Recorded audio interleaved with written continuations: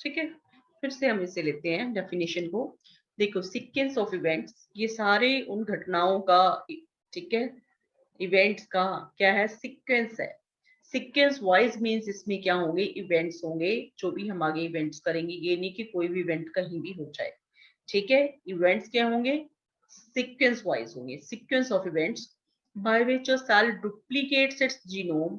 जो उसका जीनोम होगा, जो उसका डीएनए कंटेंट होगा, हम देखेंगे कि डबल हो जाएगा। डबल होगा तभी वो डॉटर सेल में डिवाइड करेगा ना। ठीक है, cell duplicates its genome, synthesize the other constituent of the cell। other constituent क्या हो गए, जैसे आरएनए हो गया, जो प्रोटीन्स हो गए, सेल ऑर्गेनेल्स हो गए, है ना, उन्हें भी तो डुप्लीकेट करना है, तभी डॉटर सेल में वो डिवाइड करेगा। And eventually divides into two daughter cell. तो सेल ने क्या किया, पहले अपना जीनोम डुप्लीकेट किया, अदर कॉन्स्टिट्यूएंट्स डबल किए, वो सिंथेसाइज किए, जो भी रिक्वायरमेंट है, ठीक है, वो किया, तो अल्टीमेटली टू डॉटर सेल में डिवाइड हो गया। This is called the cell cycle. This is called the cell cycle. ठीक है, तो एक और डेफिनेशन लिखते हैं, वो होता है generation time. What is the generation time? Generation time, generation time, the time interval, the time interval between two cell cycle, between two cell cycle, two cell cycles is called generation time। generation time, ठीक है, to cell cycles के बीच जो जितना time interval होता है, time period होता है, that is called the generation time. One cell है, पैदा हो गया, बड़ा हुआ, फिर डिवाइड हो गया, डिवाइड होके दो सेल बना दिए। ठीक है, ये सारा उसका, फिर उसके बाद नया सेल साइकिल शुरू होगा, है ना। तो इन दो सेल साइकिल्स के बीच cell growth, right, cell growth. जो सेल ग्रोथ है, ये क्या है, it is a continuous process, ये चलता रहेगा। ठीक है, it is a continuous process. अब सेल साइकिल में हमने यही देखा ना, एक तो ग्रोथ होनी है, राइट, एक क्या है, डीएनए की सिंथेसिस होनी है ना, डुप्लीकेशन होना कंटेंट का। तो ये देख रहे हैं, जो सेल ग्रोथ है वो क्या है, कॉन्टिन्यूअस प्रोसेस है, कॉन्टिन्यूअस प्रोसेस है। ठीक है, cell growth is a continuous process, ये सारे सेल साइकिल में चलेगा। बट जो डीएनए सिंथेसिस है, DNA synthesis, DNA synthesis, it occurs only during one specific stage in cell cycle, one specific stage in cell cycle। Cell cycle में एक specific stage आएगी, हम देखेंगे कौन सी स्टेज। तो डीएनए सिंथेसिस वहीं पे होनी है। ठीक है, सो एक स्टेज आएगी, बस डीएनए सिंथेसिस क्या होगी, उस स्पेसिफिक स्टेज पे ही होगी, राइट। धन क्या होगा फिर, the replicated chromosomes or DNA, the replicated chromosome, और हम लिख सकते हैं ऐसे DNA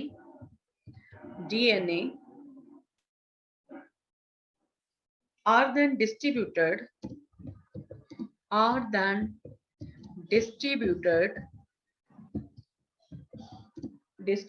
to daughter nuclei by a complex series of events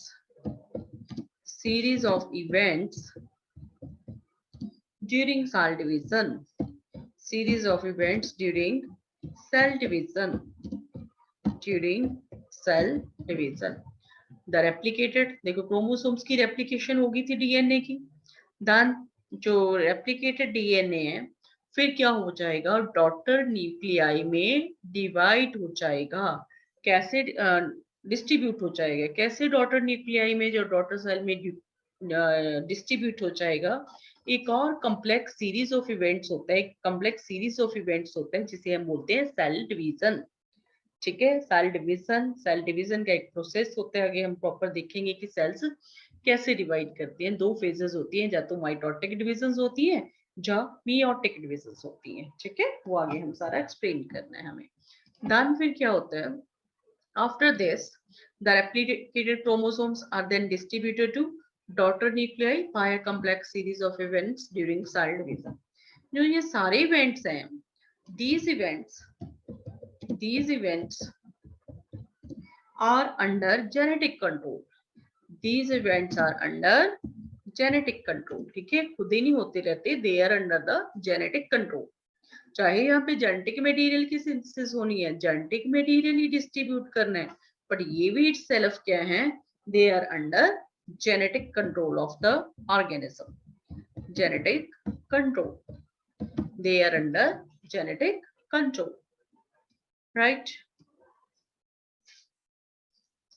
Then I'm going to draw cell cycle। ठीक है, मैं सेल साइकिल ड्रॉ कर रही हूँ। एक बार आप बुक भी शेयर कर रही हूँ, बुक का पेज एनसीईआरटी का, just have a look on that also. This is the cell cycle. ठीक है, ऐसा बना हुआ है आपकी बुक में, राइट? सो मैं ड्रॉ कर रही हूँ।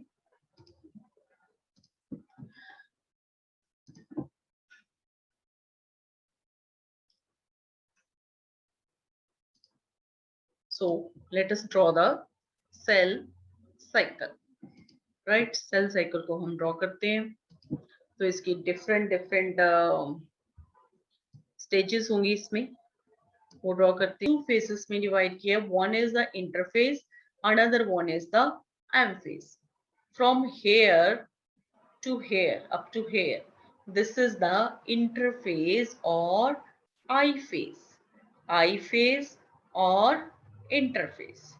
This is also called the resting phase, resting phase। but यहाँ पे ये रेस्ट नहीं कर रही होती completely, ठीक है, डिवाइड नहीं कर रही, that's why we call it the resting phase। but ये क्या, metabolically active phase है, मेटाबॉलिज्म हो रहा है सारा, मेटाबॉलिकली एक्टिव फेज है, मेटाबॉलिकली एक्टिव फेज है ये। ठीक है, आई फेज है ये सारी। आई फेज की आगे हम कर लेते हैं सब phases, G1 S and the G2। G1, ये G1 लॉन्गेस्ट है, ऑल्दो कि मेरे से ये स्मॉल ड्रॉ हो गया, ठीक है, otherwise this is the longest phase of the G1 S and the G2। ठीक है, G1 S and the G2 phase. और ये वाली फेज आ गई जो इतनी, this is called the M phase और माइटोटिक फेज, M फेज और माइटोटिक फेज। ठीक है, इससे भी फिर हम M फेज को आगे डिवाइड करेंगे। M फेज को एक तो आ जाएगी कैरियोकाइनेसिस, कैरियोकाइनेसिस। ठीक है, कैरियोकाइनेसिस क्या है, nuclear division, nuclear division। and one is the cytokinesis, cytokinesis, karyokinesis के बाद cytokinesis होगी। cytokinesis क्या है, cytoplasmic division, cytoplasmic division, cytoplasmic division. क्योंकि कैसा होगा, देखो दिस इज द सेल, ठीक है, पहले तो सेल का न्यूक्लियस ही डिवाइड होता है ना, वन न्यूक्लियस टू न्यूक्लियाई बना देगा। फिर क्या होगा, साइटोप्लाज्म की डिवीजन होगी, है ना, तो साइटोप्लाज्म की भी डिवीजन होगी, तो वन सेल से टू सेल बन जाएंगे। ठीक है, सो क्या होना है, एम फेज में ये डिवाइडिंग फेज है, यहाँ पे डिवीजन होनी है सेल की। पहले तो न्यूक्लियस की डिवीजन होगी, कैरियोकाइनेसिस, फिर होगी साइटोप्लाज्म की डिवीजन, साइटोकाइनेसिस। ठीक है, तो इसमें आपको बहुत सारी फिर सब फेजेस दी हैं, वो आगे हम एम फेज करेंगे, then I will tell you those phases. ठीक है, प्रोफेज, मेटाफेज, एनाफेज, टीलोफेज, ये फेजेस आपकी बुक में यहाँ पे लिखी हैं। ठीक है, तो अभी आपको इतना याद करना है, ये है I phase, non dividing phase, ठीक है, resting phase, metabolically active phase. इसमें क्या कर रहा होता है सेल, अपने आप को प्रिपेयर कर रहा है सेल डिवीजन के लिए। क्या प्रेपरेशंस कर रहा है, अपने आप को ग्रो कर रहा है। ग्रो कर रहा है मीन्स साइज में बड़ा हो रहा है एंड अपने कंटेंट्स है वो डुप्लीकेट कर रहा है, ठीक है, प्रोटीन्स एंड आरएनए एटसेट्रा की सिंथेसिस कर रहा है, ठीक है। ये होगा। अभी हमें करना है कि इन सब स्टेजेस में क्या क्या इवेंट्स होते हैं, ठीक है। We have to write the events occurring in these sub stages, ठीक है। तो जीवन में क्या है, जीवन में मेटाबॉलिकली एक्टिव स्टेज है ये जीवन phase. The cell is metabolically active and continuously grow but does not replicate its DNA, ठीक है। सो इसमें क्या हो रहा है, मेटाबॉलिज्म हो रहा है, हाईली एक्टिव है ये, मेटाबॉलिकली एक्टिव स्टेज है ये, ठीक है, राइट। मेटाबॉलिकली एक्टिव स्टेज है, ओके। तो और यहाँ पे क्या हो रहा है, सब्सटेंसेस की फॉर्मेशन हो रही है, जैसे अमाइनो एसिड बन रहे हैं for the histone protein synthesis. Amino acids are formed for the histone protein synthesis. जो हिस्टोन प्रोटीन बनने हैं वो बनेंगे एस फेज में, ठीक है। एस फेज में क्या क्या होना है, S phase is very very important. जो एस फेज है, राइट, एस फेज को क्या कहते हैं, synthesis phase. It is called the synthesis phase. जो G1 थी उसका नाम क्या था, gap 1 phase, synthesis phase, gap 2 phase, okay. Gap 1 और G1 simply, S phase, G2 phase, ठीक है। तो क्या होगा, ये मेटाबॉलिकली एक्टिव फेज है, यहाँ पे रॉ मटेरियल बन रहा है। तो एस फेज में मेजर इवेंट्स क्या हैं, सिंथेसिस फेज है, किस किस सब्सटेंस की सिंथेसिस होनी है इसमें। एक तो बनेंगे हिस्टोन प्रोटीन्स एस फेज में, हिस्टोन प्रोटीन्स, ठीक है, ये बनने हैं, मेनली याद रखना। सेकंड क्या बनना है, डीएनए रेप्लिकेशन यहाँ पे होनी है, ठीक है। एस फेज में क्या होना है, डीएनए रेप्लिकेशन, डीएनए रेप्लिकेशन, ठीक है। और क्या होना है, डीएनए रेप्लिकेशन होनी है, ये नीचे इवेंट्स लिख रही हूं मैं एस फेज के, ठीक है, क्योंकि बहुत इंपॉर्टेंट है ये एस फेज। एस फेज में क्या क्या इवेंट्स होने हैं लिख लेते हैं हम यहाँ पे। एक तो क्या होगा, histone protein synthesis, histone protein synthesis, ठीक है। One point is this. Another क्या है, और क्या बनेगा यहाँ पे,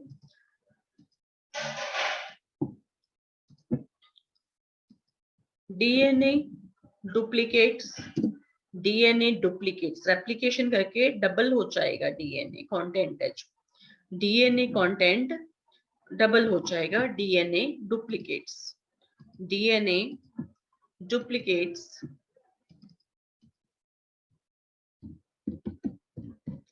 डुप्लीकेट्स, ठीक है, डीएनए डुप्लीकेट्स। और you can write DNA content becomes double, DNA content becomes double, यहाँ लिख देते हैं, DNA content becomes double,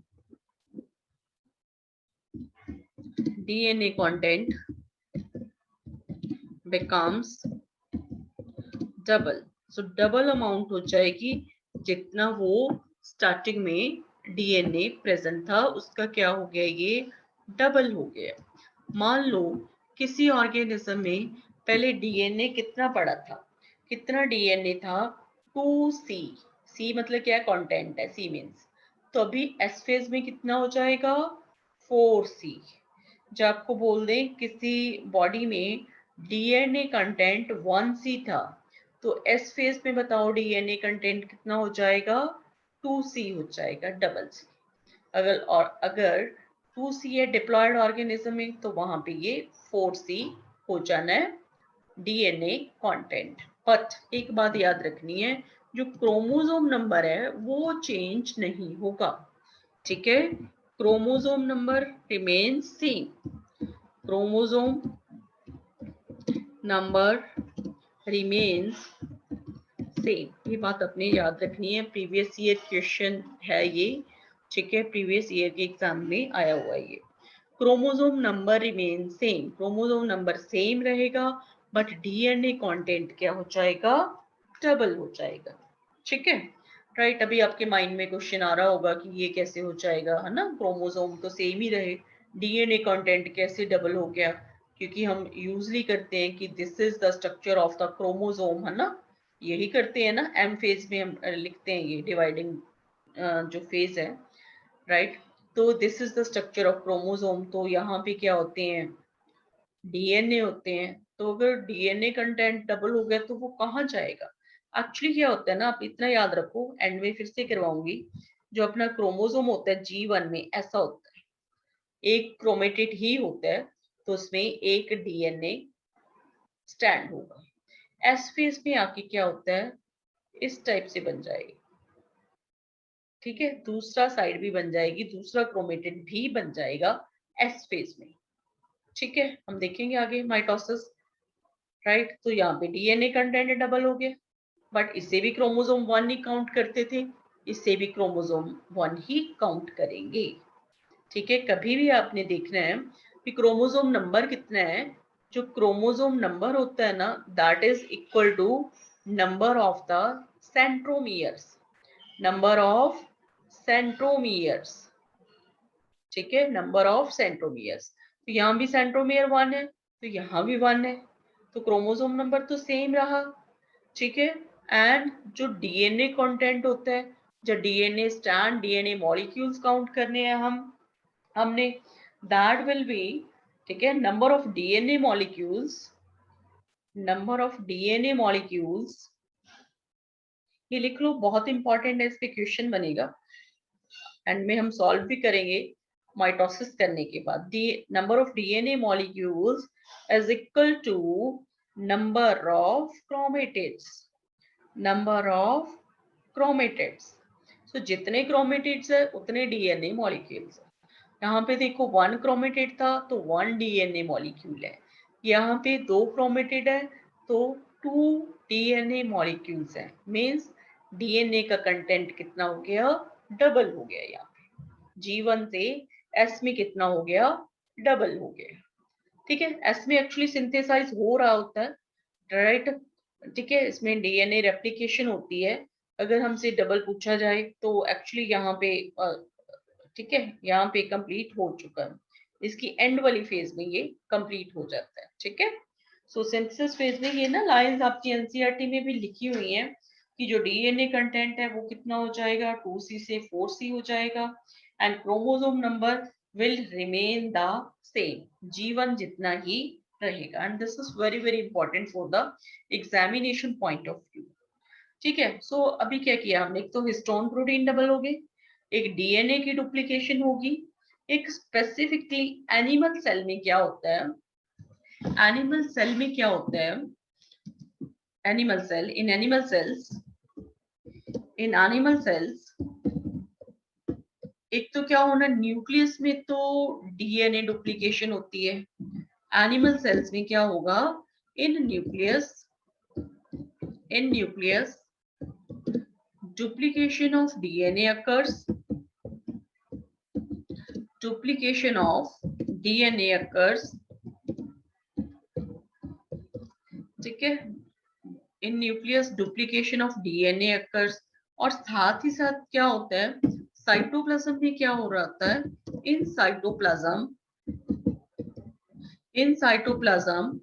duplication of centrioles occurs, duplication of centrioles occurs, वहां पे सेंट्रियोल्स डुप्लीकेट हो जाती हैं साइटोप्लाज्म में, ठीक है। सो सेंट्रियोल की डुप्लीकेशन भी कहाँ पे होनी है, कहाँ पे होनी है सेंट्रियोल की डुप्लीकेशन, इसी फेज में, एस फेज में, ठीक है, क्योंकि सेंट्रियोल्स ओनली एनिमल सेल्स में होती हैं, प्लांट में तो एब्सेंट है, that's why we are talking about the animal cells here, ठीक है। इन एनिमल्स क्या होगा, न्यूक्लियस में डुप्लीकेशन हो रही है डीएनए की, साइटोप्लाज्म में डुप्लीकेशन हो रही है सेंट्रियोल्स की, एंड प्लांट सेल में क्योंकि सेंट्रियोल्स एब्सेंट है तो हम सिर्फ डीएनए की बात करेंगे कि न्यूक्लियस में डीएनए डुप्लीकेशन होगी, ठीक है, राइट। सो फिर से हम करते हैं, देखो G1 फेज, वहां पे आपने सिर्फ लिखना है कि मेटाबॉलिकली एक्टिव फेज है यहाँ कुछ प्रोटीन्स बनेंगे एंड एटीपी प्रोडक्शन होगी G1 में, ठीक है। एस में क्या क्या होगा, histone protein synthesis, DNA duplication, chromosome number remain same in animal sales, centriole duplication also occurs, ठीक है। Centriole duplication also occurs in the S phase. So S phase is very important. And here in the G2 phase, G2 phase में क्या होगा, G2 phase में proteins are synthesized in preparation for mitosis. यहाँ पे proteins की synthesis होगी, further proteins और जो required हैं आगे स्पिंडल फॉर्मेशन के लिए, है ना, राइट, आगे सेल डिवीजन होनी है उसके लिए protein synthesis and protein synthesis होगी and cell growth will continue, cell growth है जो कंटिन्यू रहेगी G2 फेज में, राइट। सो इवेंट्स हमने कर लिए, यहाँ पे एक G0 है, एंड में करवाती हूँ मैं, G1 S and the G2, याद रखना है G1 में प्रोटीन सिंथेसाइज हो रहा है, सेल ग्रो कर रहा है, मेटाबॉलिकली एक्टिव है। एस में क्या होगा, histone protein, DNA duplication, chromosome number remain same and centriole duplication. G2 में प्रोटीन सिंथेसिस, बस ये सारी अपनी आई फेज हो गई। अब हम आ जाते हैं एस पे, डिवाइडिंग फेज। डिवाइडिंग फेज यहीं पे मैंने बता दिया था, पहले न्यूक्लियस डिवाइड करेगा, कैरियोकाइनेसिस, फिर साइटोप्लाज्म डिवाइड करेगी, साइटोप्लाज्मिक डिवीजन है जो, that is called cytokinesis, cytoplasmic division is called the cytokinesis, ठीक है, right. So this is the cell cycle, this is the cell cycle. अभी इसमें हम क्या करें, जो आई फेज है ना, जो किसी भी ऑर्गेनिज्म का सेल साइकिल है उसमें जो आई फेज होती है तो मैक्सिमम टाइम तो आई फेज में ही स्पेंड हो जाता है, ठीक है। लाइक मीन्स आई फेज होगी पूरे सेल साइकिल का कितना टाइम होगा इसमें, 95%, ठीक है, 95%, right. Interphase last for more than 95% of the duration of the cell cycle. And जो एम फेज है, राइट, इसका ड्यूरेशन कितना होता है, 5% ओनली।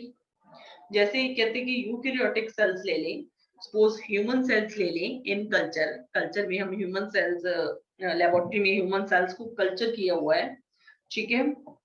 तो ये सेल्स है जो, ठीक है, 24 आवर्स में एक बार अगर डिवाइड करते हैं, 24 आवर्स में एक बार डिवाइड करते हैं तो क्या रहेगा, जो रेस्टिंग फेज आई फेज है वो तो 23 आवर्स के लिए रहेगी, ठीक है। डिवाइडिंग फेज जस्ट 1 आवर के लिए, सेल डिवाइड करते हैं 1 आवर में ही डिवाइड हो जाएगा। जो प्रिपरेशन करता है डिवीजन के लिए, जब ग्रो करता है वो 23 आवर्स की ड्यूरेशन होगी, ठीक है। ये सभी सेल का अलग अलग होता है, जैसे यीस्ट है वो अपना life cycle total only 90 minutes में ही कंप्लीट कर लेता है, इशर्शिया कोलाई है वो 20 मिनट्स में ही कंप्लीट कर लेती है, ठीक है, राइट। तो एक और फेज है यहाँ पे G0 फेज, G0 फेज, उसे हम लेते हैं नेक्स्ट पेज पे, मैं ले रही हूँ G0 फेज। सेल साइकिल हमने ड्रॉ किया था like this was the cell cycle,